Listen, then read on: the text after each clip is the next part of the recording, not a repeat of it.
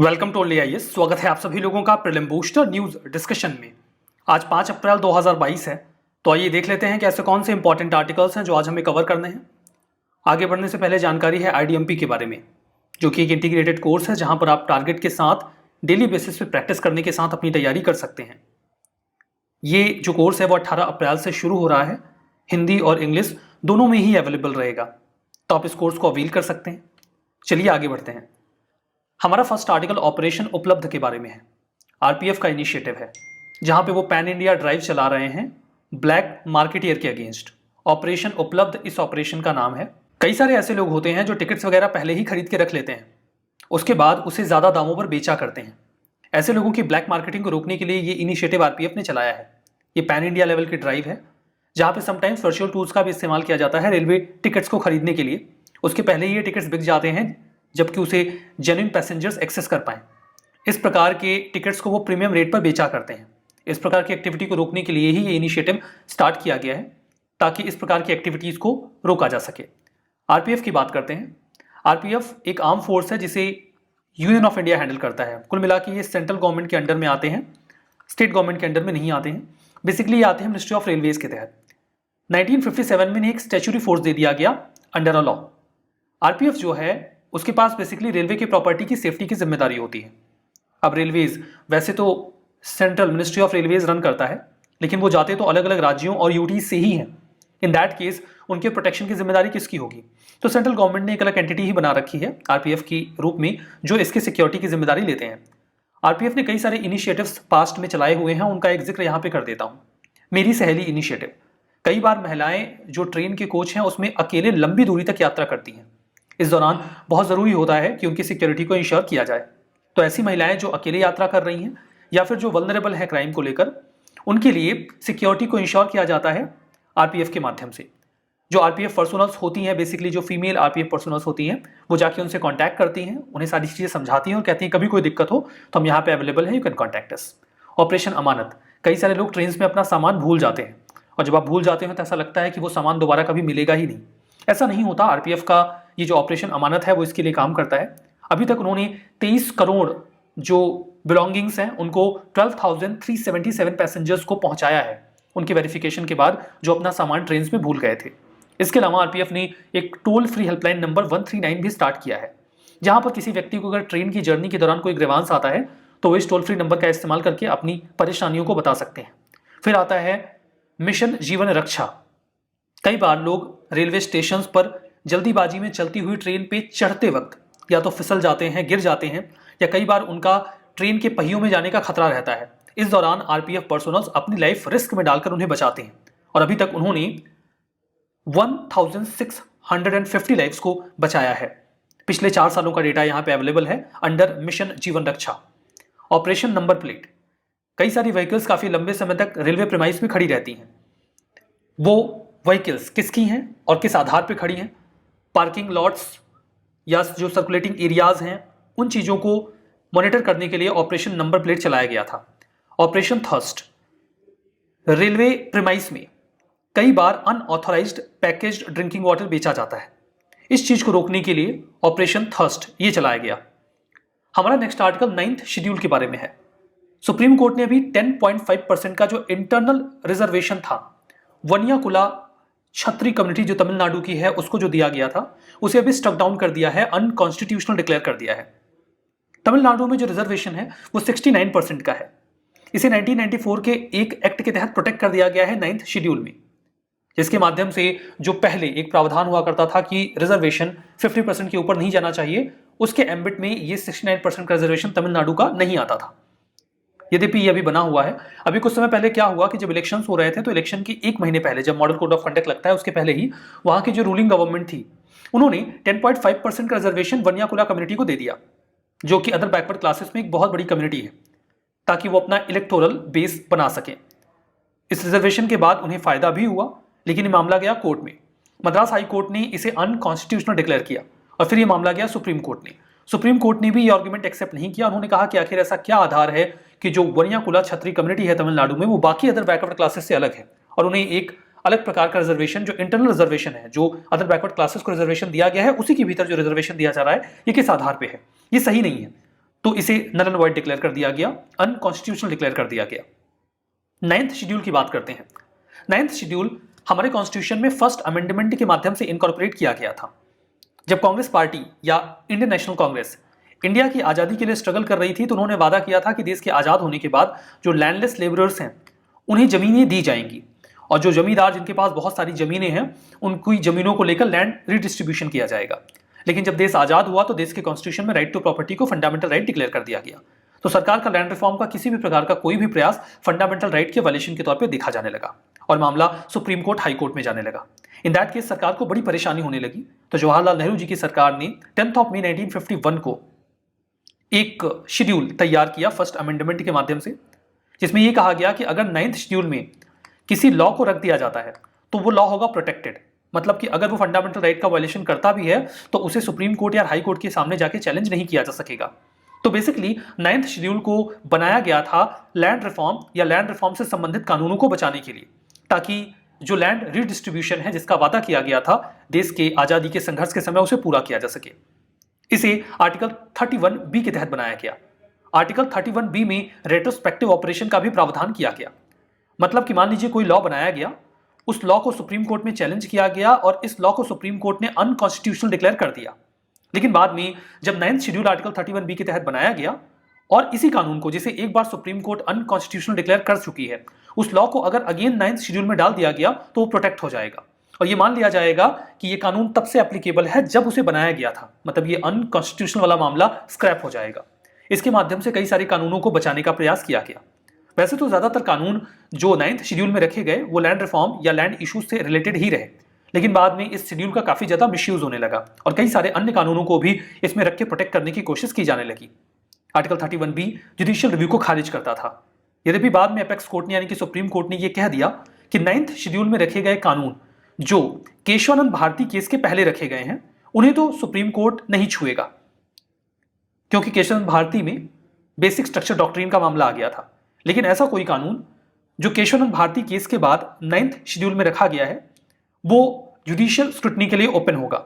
मतलब कि अगर वो फंडामेंटल राइट का वायलेशन करता है या कॉन्स्टिट्यूशन के बेसिक स्ट्रक्चर को तोड़ता है तो उसे नल एंड वॉइड डिक्लेयर किया जाएगा। आपके लिए है एक सवाल, ये कौन सा केस था जिसमें सुप्रीम कोर्ट ने ये बात कही थी कि कोई भी कानून जो 9th शेड्यूल में रखा गया है और केशवानंद भारती केस के बाद का है उसके ऊपर जुडिशियल स्क्रूटनी लागू होगी, वो जुडिशियल रिव्यू के एम्बिट में आएगा। केस का नाम आप कमेंट बॉक्स में मेंशन करिएगा। देखिए 9th शेड्यूल के संबंध में एक प्रश्न है, 2019 के प्रीलिम्स में आया था। काफी आसान सा प्रश्न था। पूछा गया था कि कौन था प्राइम मिनिस्टर जब 9th शेड्यूल को इंट्रोड्यूस किया गया। जवाब आपको पता है, जवाहरलाल नेहरू जी। हमारा नेक्स्ट आर्टिकल लुकआउट नोटिस के बारे में है।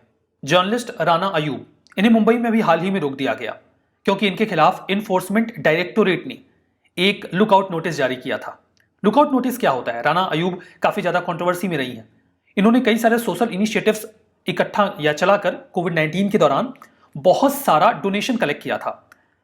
इस डोनेशन के अमाउंट को इन्होंने उस पर्पस से खर्च नहीं किया जिस पर्पस से उसे खर्च किया जाना था। उन्होंने ऐसा कहा कि उन्होंने 60 से 65 लाख रुपए यूटिलाइज किए हैं, जबकि उनके अकाउंट्स एंड क्रेडिट कार्ड की डिटेल्स बताती हैं कि उन्होंने महज 28 लाख रुपए ही खर्च किए हैं और बाकी के जो पैसे हैं वो उन्होंने अपने पास रख लिए हैं। तो इसे मनी लॉन्ड्रिंग के केस के तौर पर देखा जा रहा है और इसीलिए वो कंट्रोवर्सी में है। तो उनके खिलाफ इन्फोर्समेंट डायरेक्टोरेट यानी कि ईडी ने लुकआउट नोटिस जारी किया।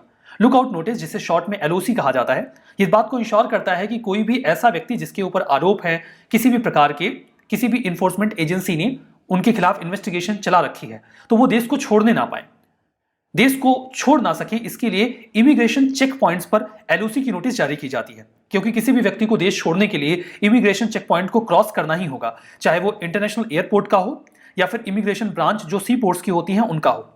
तो उस चेक पॉइंट पर उन्हें रोक दिया जाएगा अगर उनके खिलाफ एलओसी यानी कि लुकआउट नोटिस किसी भी इन्फोर्समेंट एजेंसी के द्वारा जारी किया गया है। तो पुलिस किसी भी व्यक्ति के खिलाफ एलओसी यानी कि लुकआउट नोटिस के लिए कोर्ट के पास जा सकती है। ये बता सकती है कि जो सस्पेक्ट हैं वो देश को छोड़कर जा सकते हैं और हो सकता है वो इन्वेस्टिगेशन में कोऑपरेट ना करें, तो उस व्यक्ति को देश छोड़ने से रोकने के लिए एलओसी नोटिस की रिक्वायरमेंट है। कोई व्यक्ति जिसके खिलाफ एलओसी का नोटिस जारी किया गया है वो इस एलओसी नोटिस को कोर्ट के सामने चैलेंज भी कर सकते हैं कि ये नोटिस गलत है और वो इससे रिलीफ भी प्राप्त कर सकते हैं।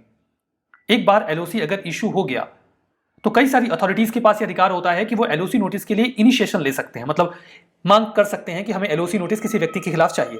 कोई भी ऐसा अधिकारी, कोई ऑफिसर जिसकी रैंक डिप्यूटी सेक्रेटरी से नीचे ना हो, कोई ऑफिसर जो ज्वाइंट सेक्रेटरी स्टेट गवर्नमेंट में इस रैंक पे कम से कम हो, एक डिस्ट्रिक्ट मजिस्ट्रेट या superintendent of police, designated officer जो अलग अलग लॉ एनफोर्समेंट एजेंसीज या सिक्योरिटी एजेंसीज के होते हैं, इंटरपोल का कोई डेजिग्नेटेड ऑफिसर, कोई ऐसा ऑफिसर जो एडिशनल डायरेक्टर जो सीरियस फ्रॉड इन्वेस्टिगेटिंग ऑफिस होते हैं, कम से कम उस रैंक का हो मिनिस्ट्री ऑफ कॉर्पोरेट अफेयर्स में।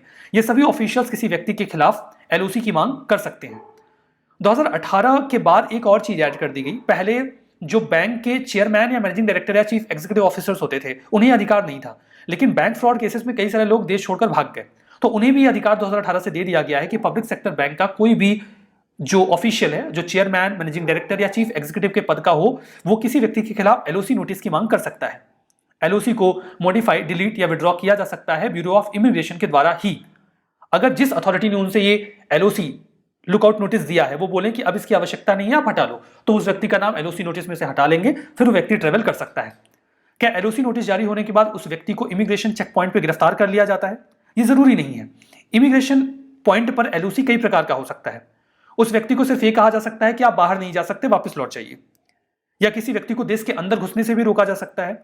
कई बार जो अथॉरिटीज होती हैं वो ये कहती हैं, जो इमिग्रेशन चेक पॉइंट्स होता है, कि आप जो लोकल पुलिस है उसके जरिए उस व्यक्ति को डिटेन करवा लीजिए, हम उन्हें आके इन्वेस्टिगेट करेंगे।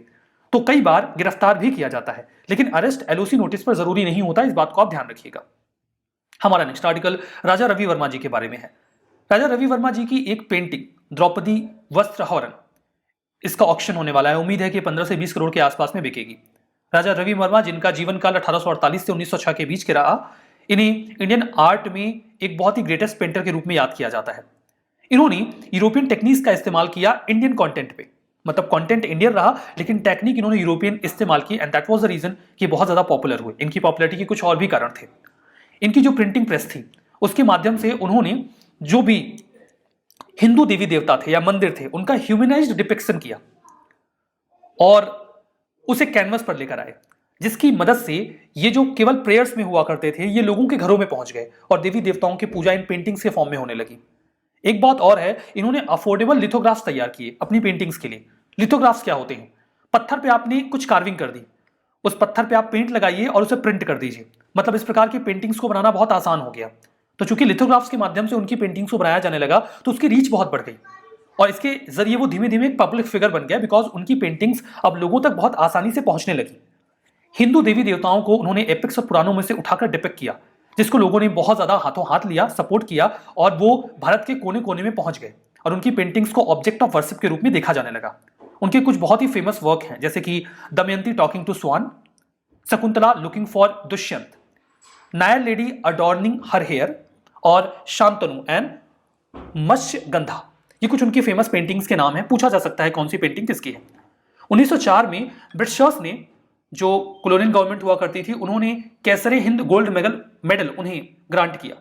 2013 में उन्होंने, मतलब जो प्लैनेट मरकरी पर एक क्रेटर था उसे उनके ऑनर में नाम दिया गया राजा रवि वर्मा क्रेटर के नाम पर। ठीक है, तो 2013 में ये ऑनर उन्हें दिया गया। पेंटिंग्स वगैरह पे अक्सर प्रश्न पूछे जाते हैं यूपीएससी में। एक प्रश्न आपके सामने है जहां पे कहा गया है कि गुप्ता पीरियड में केवल 2 ही नोन एग्जांपल्स हैं केव पेंटिंग के, जिनमें से पहला तो अजंता केव्स में है। बताइए दूसरा कहां है? ऑप्शंस हैं बाग केव्स, एलोरा केव्स, लोमस ऋषि केव्स और नासिक केव्स। इसका जवाब क्या होगा? मैं तो कतई नहीं बताऊंगा, क्योंकि इसका जवाब आप मुझे बताएंगे कमेंट बॉक्स में। तो 2 सवाल मैं आपसे पूछ चुका हूं जिनका जवाब आपको मुझे कमेंट बॉक्स में देना है। हमारा next article near field communication technology के बारे में है। गूगल पे ने अभी हाल ही में इस नए फीचर को इंडिया में इंट्रोड्यूस किया है, जहां पे उनका कोलैबोरेशन रहा है पाइन लैब्स के साथ। इसके माध्यम से अब पेमेंट करना आसान हो जाएगा। NFC नाम पे जाइए, नियर फील्ड मतलब बहुत ही नजदीकी से कम्युनिकेट करना। कैसा हो कि आप अपने फोन को महज जो एक POS मशीन होती है उसके नजदीक में लेकर जाएं और आपकी पेमेंट इनिशिएट हो जाए। आपको कोई डॉक्यूमेंट या डेटा ट्रांसफर करना है, 2 फोन्स को बस आपस में एकदम नजदीक लाया जाए और जो डेटा ट्रांसफर है वो स्टार्ट हो जाए। इस प्रकार की तकनीक को कहा जाता है NFC। कई सारे मोबाइल डिवाइसेस में या फिर अदर इलेक्ट्रॉनिक डिवाइसेस में NFC का फीचर होता है, यानी कि नियर फील्ड कम्युनिकेशन। ये बिल्कुल ब्लूटूथ की तरह ही होता है, जहां पर आप कम्युनिकेशन स्टैब्लिश करते हैं ब्लूटूथ के माध्यम से। यहां पे डिवाइसेस जो होती हैं वो रेडियो फ्रिक्वेंसी के माध्यम से एक दूसरे से जुड़ जाती हैं और फिर डेटा ट्रांसफर या फिर पेमेंट वगैरह कम्युनिकेट हो जाती है। ये short range wireless connectivity technology है। जैसे ब्लूटूथ या बाकी के जो कम्युनिकेशन मेथड हैं उनमें आप काफी दूर से डिवाइसेस को कनेक्ट कर सकते हैं। यहां पे डिवाइस को कनेक्ट करने के लिए काफी नजदीक लाना होता है, दैट्स वाई इसे कहा जाता है शॉर्ट रेंज। मतलब आपको डिवाइस को 6 सेंटीमीटर से ज्यादा नजदीक लाना होगा तब ये वर्क करेगा। बहुत ही आसानी से और बहुत ही तेजी से जो इन्फॉर्मेशन या डेटा है वो बिल्कुल सिंगल टच पे कम्युनिकेट हो जाता है, ट्रांसफर हो जाता है। यहां पर आप इस माध्यम का इस्तेमाल करके बिल्स पे कर सकते हैं, बिजनेस कार्ड को एक्सचेंज कर सकते हैं, कूपन्स डाउनलोड कर सकते हैं, फिर एक डॉक्यूमेंट को भी एनएफसी का इस्तेमाल करके शेयर कर सकते हैं। सो आपको समझ में आ गया, एक पिक्चराइजेशन हो गया, इट्स लाइक ब्लूटूथ, लेकिन उससे थोड़ा डिफरेंट है क्योंकि यहां पर इलेक्ट्रोमैग्नेटिक रेडियो फील्ड का इस्तेमाल किया जाता है कम्युनिकेशन स्टैब्लिश करने के लिए। जो भी डिवाइसेस एनएफसी में इन्वॉल्व हैं उनके पास एनएफसी चिप होना चाहिए, मतलब वो दोनों ही डिवाइसेस नियर फील्ड कम्युनिकेशन के लिए इनेबल्ड हो। वो या तो फिजिकली टच करने पे काम कर जाते हैं या फिर थोड़ी सेंटीमीटर, 6 सेंटीमीटर की रेंज होती है लगभग, तो 6 सेंटीमीटर से कम की रेंज में जाएंगे तो डेटा ट्रांसफर शुरू हो जाएगा। इस टेक्नोलॉजी का इस्तेमाल टैप टू पे फॉर यूपीआई के लिए किया जा रहा है। मतलब कि गूगल पे का इस्तेमाल करके अगर आपका जो मोबाइल फोन है, एंड्रॉइड स्मार्टफोन है, वो एनएफसी इनेबल्ड है तो आप उसका इस्तेमाल करके जो पीओएस टर्मिनल होता है, पॉइंट ऑफ सेल, जो Pine Lab Android point of sale terminal होगा जिसे ये पाइन लैब तैयार करेगा, उससे आप पेमेंट वगैरह कर पाएंगे इस टेक्नोलॉजी का इस्तेमाल करके। अब इसका क्या फायदा होगा? फायदा देखिए ये है, क्योंकि ये डिवाइस तब काम करती है जब कम्युनिकेशन बहुत नजदीक से हो, 6 सेंटीमीटर से कम दूरी पर, इसलिए अटैकर्स इसे इंटरसेप्ट नहीं कर पाते क्योंकि दूरी बहुत कम होती है। फर्दर एक जेस्चर में आपको डिवाइस को रखना होगा तब वो आपस में कम्युनिकेट हो पाते हैं। In that case devices connect आसानी से हो जाते हैं, लेकिन अटैकर्स के लिए उन्हें कर पाना काफी मुश्किल होता है, तो ये कंपैरेटिवली सेफ टेक्नोलॉजी होती है। हमारा next article India Australia ECTA के बारे में है। हाल ही में economic cooperation and trade agreement sign किया गया है इंडिया और ऑस्ट्रेलिया के बीच द्वारा। यह पहला ट्रेड एग्रीमेंट है जो किसी डेवलप्ड कंट्री के साथ इंडिया ने कई सारे दशकों के बाद किया है। इस एग्रीमेंट में दोनों ही देशों ने अपने इकोनॉमिक एंड कमर्शियल रिलेशंस को पीक पर ले जाने की कोशिश करी है। कई सारे एरियाज इसमें कवर होंगे, जैसे कि goods, rules of origin, services का trade, trade barrier to trade यानी कि TBT, sanitary and phytosanitary measures, dispute settlement, natural person का मूवमेंट जिसको लेकर इंडिया हमेशा कंसर्न रहता है, telecom custom procedure, pharmaceutical product और अदर सेक्टर में कोऑपरेशन। एग्रीमेंट फीचर्स की बात करें या जो फीचर्स इस एग्रीमेंट के हैं उनकी बात करें तो इसमें लगभग सभी प्रकार के टैरिफ लाइंस को डील किया गया है। लगभग बिना टैरिफ के दोनों देश आपस में ट्रेड कर पाएंगे, ज्यादातर प्रोडक्ट्स के ऊपर कोई टैरिफ नहीं देना होगा। 96% जो भी इंडिया का एक्सपोर्ट होगा ऑस्ट्रेलिया में, अब उसके लिए टैरिफ नहीं पे करना पड़ेगा। वही 70% के आसपास ऑस्ट्रेलिया भी इंडिया में जो भी एक्सपोर्ट करेगा उसके लिए उन्हें टैरिफ पे नहीं करना होगा। तो टैरिफ लाइन को लगभग 100% मेंटेन किया गया है, कुछ प्रोडक्ट्स को छोड़कर लगभग सभी प्रोडक्ट्स पर टैरिफ को जीरो कर दिया गया है। इसमें लेबर इंटेंसिव सेक्टर्स भी इन्वॉल्व हैं जो इंडिया का कंसर्न रहता है, जैसे gems and jewellery, textile, leather, footwear, furniture, food, agriculture product, engineering product, medical devices, automobile, सब कुछ। 70% tariff lines as I told you कि ऑस्ट्रेलिया कवर कर लेगा। एक फार्मास्यूटिकल प्रोडक्ट के लिए सेपरेट एनेक्स पर दोनों ने एग्री किया है, जिसमें अप्रूवल काफी तेजी से मिल जाएगा। कोई भी पेटेंटेड मेडिसिन है, जेनरिक या बायोसिमिलर मेडिसिन है, उनके लिए दोनों देश एक दूसरे को बहुत आसानी से अप्रूवल दे देंगे।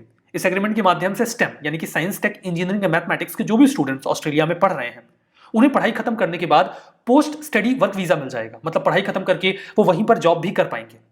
तो ये सारी बातें ईसीटीए के बारे में बहुत ही ब्रीफ में रिवीजन करते हैं। ऑपरेशन उपलब्ध, ये इसकी मिनिस्ट्री ऑफ एक्सटर्नल अफेयर्स की है, गलत है। मैंने आपको बताया था ये तो आरपीएफ का इनिशिएटिव है, तो ये तो गलत हो गया। 9th शेड्यूल पहले अमेंडमेंट के माध्यम से जोड़ा गया, ये सही है।